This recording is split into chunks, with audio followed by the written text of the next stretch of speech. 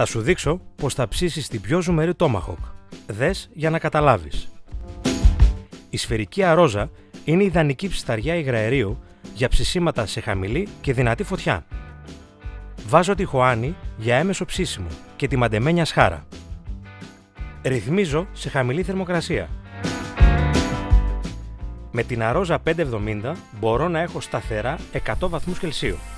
Βάζω την μπριζόλα στη μαντεμένια σχάρα που προσφέρει ομοιόμορφο ψήσιμο και την αφήνω να πάρει εσωτερική θερμοκρασία. Γυρίζω τη χωάνη στο άμεσο ψήσιμο για να κάνουμε searing. Η αρόζα μπορεί να πάει μέχρι 500 βαθμούς Κελσίου. Τέλεια, ζουμερή και τραγανή, ακριβώς όπως ήθελα.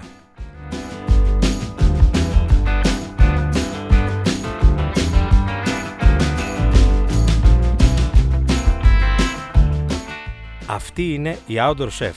Τέλειο αποτέλεσμα χωρίς κόπο.